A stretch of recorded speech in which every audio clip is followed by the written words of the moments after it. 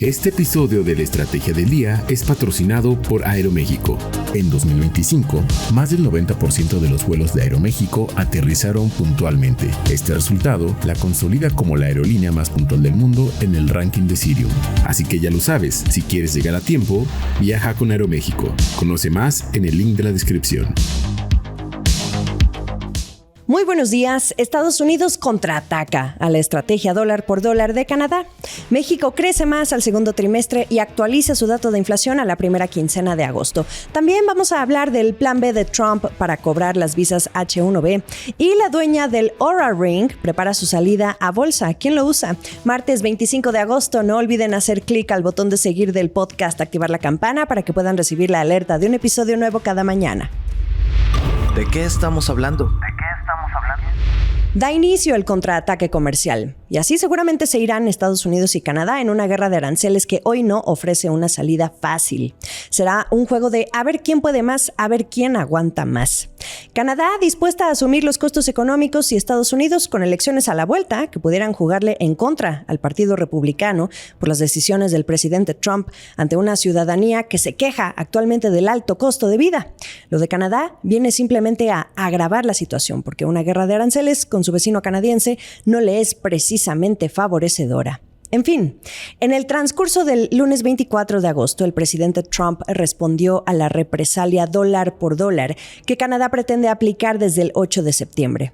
La respuesta de Trump es duplicarle a Canadá los aranceles a los autos, a las autopartes y al acero a partir de 2027. Es decir, si hoy Canadá paga un arancel del 25%, el próximo año será de 50%. Pero aquí hay un detalle muy importante. Ese 25% de arancel se aplica únicamente a los componentes que no son estadounidenses. Ahora imagínense un 50% de arancel, lo complicado que sería definir en la producción de un auto qué componentes son estadounidenses y cuáles no, y por ende a cuáles hay que imponer un 50% de arancel y a cuáles no. ¿Y esto por qué?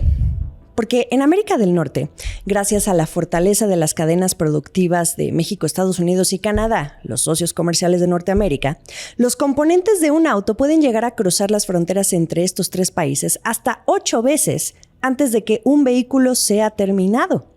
Así que no queda claro cómo Trump va a aplicar la excepción para el contenido estadounidense en los vehículos. Suena complicado. Y lo que sí queda claro es el nuevo nivel de disrupción que tendrá la cadena de suministro entre Estados Unidos y Canadá. Además, tiene dedicatoria: Ontario, el centro financiero de Canadá y la provincia más poblada del país. Una que lidera Doug Ford, uno de los líderes más confrontativos contra Trump actualmente. En Ontario es donde se concentra la mayor producción de acero y automóviles. A Doug Ford, sin embargo, se le vio relajado la mañana del lunes cuando le dijo a la prensa, en reacción a todo lo que había ocurrido durante el fin de semana, que Trump era un perdedor. Vamos a escuchar. Well, I can go back and forth with Trump. You know, I'm just not gonna take the bait. This guy's a loser. He's going to be a loser, and simple as that. We're going to fight with everything we have, and you know something? I have more courage, more brains in my baby toe than he has in his whole body. So, there you go. Lo que dijo es que no se va a meter en una espiral de dimes y diretes con Trump, que no va a morder el anzuelo. Cito textualmente sus palabras. Este tipo es un perdedor, seguirá siendo un perdedor y así de sencillo vamos a pelear con todo lo que tenemos y tengo más coraje y cerebro que lo que él tiene en todo su cuerpo. Temerario Doug Ford, premier de Ontario. Por parte de Canadá, falta ver a qué partes de Estados Unidos apuntará su represalia de dólar por dólar, y seguramente serán los estados que de igual manera exporten productos clave hacia Canadá. A propósito, se espera que este martes Canadá anuncie una serie de medidas para proteger y apoyar a sus trabajadores y empresas el tiempo que sea necesario, lo cual nos dice mucho respecto a hasta qué punto está dispuesto a llegar el primer ministro Mark Carney en esta guerra comercial. De acuerdo con fuentes consultadas por Bloomberg, el gobierno de Carney considera que hay pocas posibilidades de reanudar las conversaciones con el equipo de Trump, aunque quizá exista una posibilidad de retomar las negociaciones por la fecha que eligió Estados Unidos de doblarle a Canadá el arancel a los autos, a las autopartes y al acero, 2027. Faltan 4 meses para la fecha fatal y todo siempre puede pasar. Y a todo esto, ¿cómo reaccionó México? La presidenta Claudia Sheinbaum, desde Palacio Nacional, simplemente se limitó a decir que, en su caso, confía en que México alcance un acuerdo comercial. Actualmente, Marcelo Ebrard, el secretario de Economía, opera desde Washington toda esta semana con el objetivo de alcanzar ese acuerdo. En otras noticias. México inició la semana con un 2x1 en datos económicos. El primero, el país creció 1.4% en el segundo trimestre del año, el mayor crecimiento trimestral que ha visto desde 2022. ¿Se acuerdan que en el episodio del 31 de julio nos pusimos a recapitular el PIB de México trimestre por trimestre desde ese año? Pues ya el INEGI revela el dato definitivo y aunque en su estimación preliminar se esperaba un crecimiento del 1.5%, pues queda ligeramente por debajo en ese 1.4%. La economía se vio impulsada por los sectores de servicios y de construcción, así como por unas exportaciones sólidas a pesar de las prolongadas tensiones comerciales con Estados Unidos. ¿Por qué nos interesa saber más cuánto crece México trimestre tras trimestre que el dato anual, por ejemplo? Al trimestre, por supuesto, porque es una radiografía más inmediata del comportamiento de la actividad económica. Además, nos permite ubicar si se avecina una recesión técnica, que es la que implica observar una cifra negativa de crecimiento económico durante 2 trimestres consecutivos. Por eso nos importa. México inició el 2026, de hecho, con el pie izquierdo. En el primer trimestre, de enero a marzo, registró una caída de 0.6%. Así que este avance de 1.4% que logró en los siguientes 3 meses, de abril a junio, definitivamente fue un mejor dato. La gran interrogante sigue siendo la capacidad que tenga la economía del país para sostener un dato positivo en el tercer y cuarto trimestre. Aunque, si tomamos en cuenta el sentir de los empresarios y de los economistas, un crecimiento a niveles de 1% sigue sin ser suficiente y exigen más, crecer mucho más, crecer ya para detonar la inversión. Pasemos al segundo dato. La inflación en la primera quincena de agosto fue ligeramente mayor a como cerró en julio, ubicándose en 3.26% anual, pero se mantiene dentro del intervalo de Banco de México, que es de 3%, más o menos un punto porcentual. Los alimentos como el huevo y la cebolla y también los servicios de transporte, así como la vivienda propia, tuvieron un incremento en sus precios y destacaron por su incidencia sobre la inflación general. También aumentaron los precios de los servicios como la educación. Recordemos que este último es el talón de Aquiles actualmente, la inflación de servicios. En cuanto a la subyacente, que es la que vigila Banjico y que es la que excluye los precios más volátiles como los energéticos y las frutas y verduras, avanzó 3.93% anual, descendiendo desde el 3.95% de la quincena previa. Esto es el dato del día. El plan B de Trump para cobrar las visas H-1B es más caro. ¿Se acuerdan cuando el gobierno del presidente intentó cobrar $100,000 a los visados de algunos trabajadores extranjeros altamente calificados? En Silicon Valley, gran importador de talento, se fueron de espaldas. La intención no prosperó porque un tribunal federal lo anuló. Pero a Trump le gusta tener su plan B y ya lo tiene listo. Esta vez, más caro todavía. Las empresas pagarían aproximadamente $103,000 por cada candidato al que patrocinen para obtener un visado en el marco del programa H-1B para profesionales nacidos en el extranjero.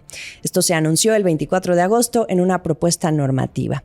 El asunto es que este plan B viene recargado. A diferencia del plan anterior, se aplicaría a casi cualquier persona que obtenga un nuevo visado, no solo a quienes se encuentren fuera del país. Es un costo que obviamente pretende cerrarle la puerta a este tipo de trabajadores, muchos de los cuales son profesionales muy bien pagados en los sectores de la tecnología, la medicina o las finanzas. El programa de visas H-1B ha sido la principal vía de acceso al mercado laboral para cientos de miles de personas tituladas, universitarias y otros extranjeros que aportan competencias muy demandadas en sectores clave.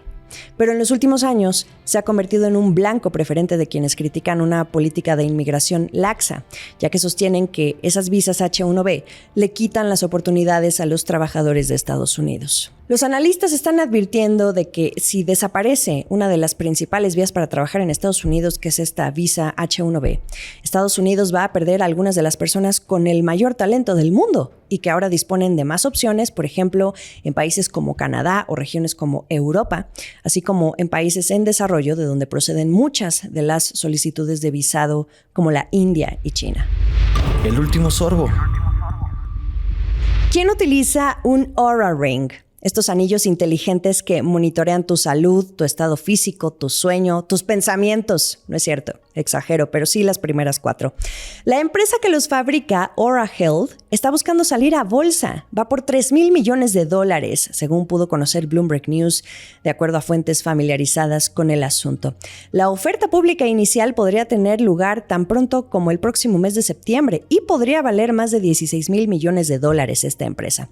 Nada que ver con lo que aspiran a valer empresas como Shein, que también preparan su salida a bolsa, o también OpenAI o Anthropic en el caso del sector de la inteligencia artificial. Incluso menos que Unitree, esa empresa de los robots humanoides de la que hablábamos la semana pasada. Yo sé que no se vale comparar peras con manzanas, pero es nada más para dimensionar. Además, en su mercado, esto solo nos indica la intención que Oura tiene de seguir creciendo al recaudar más capital fresquísimo, para hacer frente a otros competidores como Apple y Samsung, incluso Garmin con sus relojes inteligentes. Apple anda trabajando actualmente en toda una gama de dispositivos basados en inteligencia artificial y que se dediquen a esto del monitoreo de la salud. Cada vez hay más competencia con este tipo de gadgets. El río ya suena, pero falta saber los detalles del plan de salida a bolsa y en el que estarían contribuyendo bancos como Goldman Sachs, Morgan Stanley, JP Morgan, Allen y Jefferies en la preparación del prospecto de colocación. Oura tiene su sede en San Francisco y Finlandia. Quien pensaba que era una empresa medianamente nueva, están equivocados porque tiene 13 años de haberse fundado.